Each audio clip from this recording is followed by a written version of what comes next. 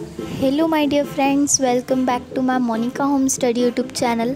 60 days English grammar कोर्सचा day 39 हा आज आलेला आहे. बिलकुल झिरोपासून इंग्लिश शिका अगदी फ्री फक्त आणि फक्त मोनिका होम स्टडी यूट्यूब चॅनलवर. सो मागच्या सेशनमध्ये आपलं आर्टिकलचं इंडिफिनाइट पार्ट चालू होता. त्याच्यामधलं दचा यूजेस आपले 8 यूजेस कंप्लीट झाले होते. आजच्या व्हिडिओमध्ये आपण 9th यूजेस बघणार आहोत. 9th यूज आहे बिफोर डेट्स.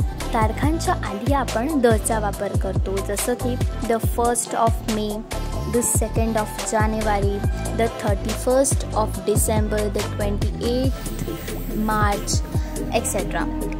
10th आहे बिफोर इन्व्हेन्शन्स. आता सायंटिस्टने इन्व्हेंट केलेले आहे, जसं की the radio, the telephone, the wireless, the charger, the calculator, the cycle, the bike, the motor etcetera etcetera. 11th आहे before the names of ship and trains. The Meghdoot, the Vikrant, the Gitanjali express. अजून ships आहेत किंवा the passengers, the Maharashtra express, like that, the Chennai express. Okay, so आपण याच्या आधी दचा वापर करतो. 12वा आहे इन सुपरलेटिव्ह डिग्री. डिग्रीज असतात सुपरलेटिव्ह, कंपॅरेटिव्ह. त्या डिग्रीमध्ये आपण दचा वापर करतो. एक्झाम्पल आहे he is the cleverest boy in the class. 13 the in comparative degree. Example आहे the more we have, the more we want. 14th use आहे it is use before the nouns which are mostly emphasized. ज्या नाउनवर विशेष भर देऊन बोलल्या जातो त्या नाउनसमोर द हे आर्टिकल लावावे. एक्झाम्पल काय आहे, this is the book I want. आता बुक या नामावर जास्त भर देऊन ते वाक्य आहे, त्याच्या आधी आपण दचा वापर केलेला.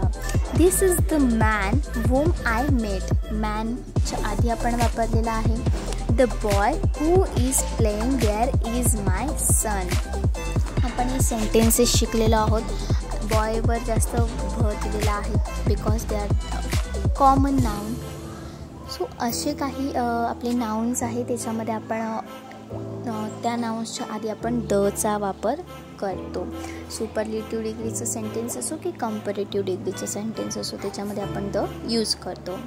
नेक्स्ट आहे आपलं 15th use before and adjective use before proper noun.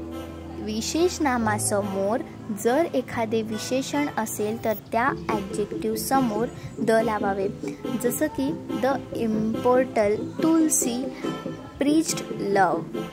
The late Mahatma Gandhi started Dandi March. 16th use आहे before and adjective use as a subject in general sense.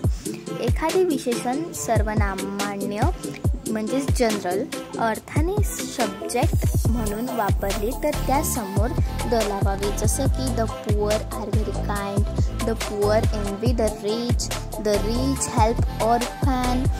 Note आहे nouns either singular or plural use to denote a whole class. Generally take the articles. म्हणजेच आपण पुअरसाठी रिचसाठी आपण त्याच्या आधीसुद्धा लावू शकतो. जे subject आहे पण ते ॲडजेक्टिव्हसुद्धा आहे, त्याच्या आधी आपण दचा वापर करतो.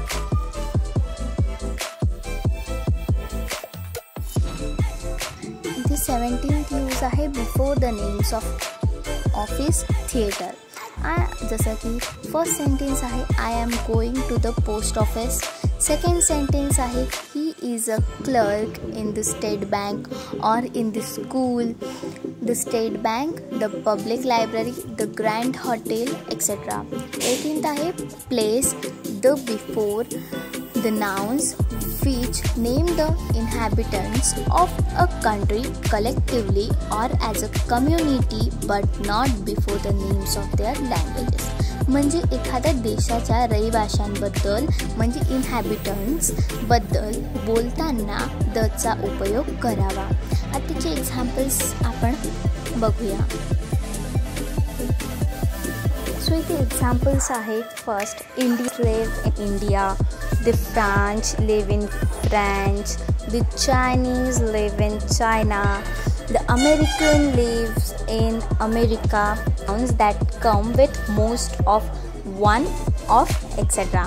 म्हणजेच एक्झाम्पल पहा. Most of the boys are participated in the cultural activities. 20th use आहे म्हणजे लास्ट यूज आहे. Before the names of family, कुटुंबांच्या नावासमोर द लावावे.